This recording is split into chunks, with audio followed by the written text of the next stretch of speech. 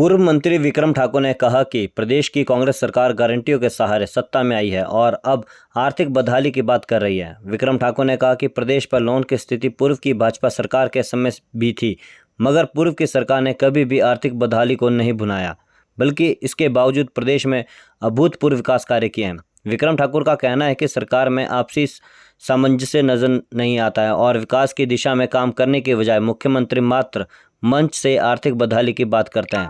विक्रम ठाकुर ने आरोप लगाया कि एचआरटीसी की आर्थिक स्थिति सही नहीं है, बावजूद इसके सरकार एचआरटीसी की बसों में बेड़े को इलेक्ट्रिक बेड़े में बदलने की बात करती है, जबकि इसके लिए ना तो पैसा है और ना ही अभी इंफ्रास्ट्रक्चर तैयार हो पाया है। अभी सरकार के पास एचआरटीसी में चालकों को समय पर वेतन देने के भी पैसे नहीं हैं। इस पर ज़्यादा जानकारी देते हुए भाजपा विधायक और पूर्व मंत्री विक्रम ठाकुर ने बताया कि श्री सुखविंदर सिंह सुक्खू जी की सरकार जिस समय सत्ता में आई थी तो ऐसा लगता था, जिस प्रकार का नारा उन्होंने दिया है कि हम व्यवस्था परिवर्तन करेंगे, गारंटियों के सहारे ये सरकार आई थी और अभी 6 महीने बीत जाने के बाद भी परिस्थितियां उसी प्रकार की हैं जैसी उस समय थी जब सुक्खू जी मुख्यमंत्री बने थे। आज पूरे प्रदेश के अंदर चाहे वो कानून व्यवस्था की बात करिए, आप बेरोजगारी की बात करिए, गारंटियों की बात करिए, हर जगह पे सुक्खू सरकार फेल हुई है और सरकार के बीच में समन्वय नहीं है। पहली बार ऐसा लग रहा है कि अनुभवहीन व्यक्तियों का एक समूह इकट्ठा होकर सरकार चला रहा है और ये वातावरण एक निराशाजनक वातावरण है और आम जनमानस इनके 6 महीनों के कार्यकाल से दुखी है। एक मुहावरा है, नाचना जाने आंगन टेढ़ा, वो इस सरकार की हालत है। ये परिस्थितियां आज बनी है क्या? आज से 5 वर्ष पहले क्या ये परिस्थितियां नहीं थी? आज से 5 वर्ष पहले क्या कर्जा नहीं था? कर्जा उस समय भी था, लेकिन आदरणीय श्री जयराम ठाकुर जी की सरकार ने सारी परिस्थितियों को समझते हुए ठीक तरीके से उसको चलाया, जिसके कारण से हम लोगों के समय में भी ये प्रॉब्लम थी, लेकिन हम लोगों ने इन ऐसे गाने नहीं गाए स्टेजों के ऊपर, हमने प्रेस कॉन्फ्रेंस के अंदर रोए नहीं हम कि आर्थिक बदहाली की तरफ से जा रहे हैं। एक तरफ आप ये बता रहे हैं हमारी आर्थिक बदहाली हो रही है, हमारे पास पैसा नहीं है, दूसरी तरफ आप लोगों को 10-10 गारंटियों की बात कर रहे हैं। तो इसलिए इन दोनों बातों के अंदर कंट्राडिक्शन है। लेकिन मैंने पहले ही शब्द प्रयोग किया है, अनुभवहीन लोगों की जो है वो लोग जो है वो राज कर रहे हैं, इसलिए उनको इस प्रकार की परिस्थितियों को सामना करने के लिए, समझने के लिए उनका मैं ये कह रहा हूं कि उनको वो चीजें समझ नहीं आ रही।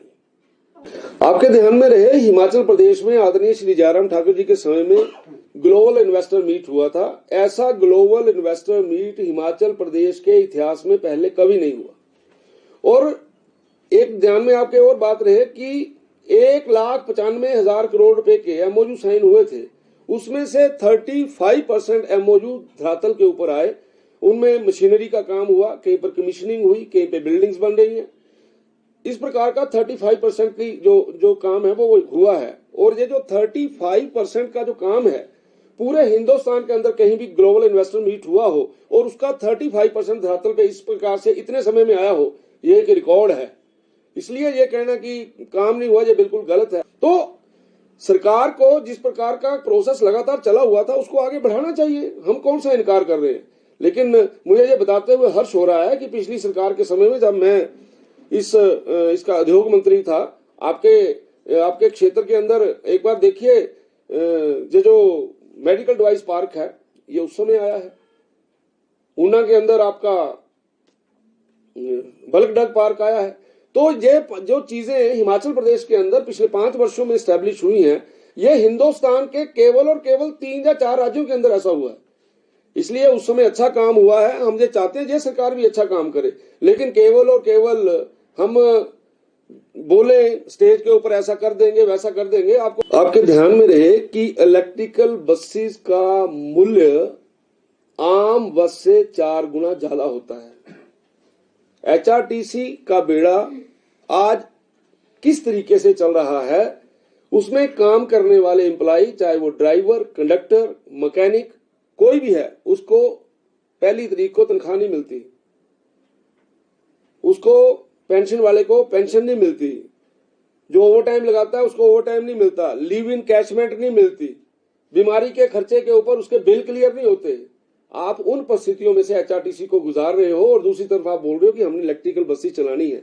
उसको बस को चलाने वाला दुखी है, बस चलेगी कैसे। और आपके ध्यान में यह भी रहे, जो डाटा आज की तारीख में आता है उस डाटे में आप देखेंगे कि पूरे हिंदुस्तान के अंदर आने वाले अगले 10 वर्षों में भी जिस प्रकार का डिमांड आज की तारीख में हिमाचल प्रदेश में या दूसरे प्रदेशों में है, मैन्युफैक्चरिंग ही नहीं हो पा रही है। आपके पास आज की तारीख में भी एक चार्जर के ऊपर 4000 बसों से ज्यादा का बोझ है, एक चार्जर के ऊपर, जो आज की तारीख में इंफ्रास्ट्रक्चर स्टैब्लिश है। इसलिए मुंगेरी लाल के हसीन सपनों की तरह हमें इन बातों को नहीं सोचना चाहिए, व्यवहारिक होना चाहिए। ठीक है, हमें इलेक्ट्रिकल बसेस लेनी है, लेकिन आप आज की तारीख में ये बोल रहे हैं कि हमने डीजल बंद ही कर देना है, इलेक्ट्रिकल ले लेनी। कहां से ले लेनी आपने? ये जो झंडियां दिखा रहे हैं ना, जो हार पड़ रहे हैं, ये हमारे जमाने की है बसें सारी, इसका पैसा हम लोगों ने दिया हुआ है। इसलिए मुझे ऐसा लगता है सुखू सरकार को व्यवहारिकता के ऊपर काम करते हुए आगे बढ़ना चाहिए।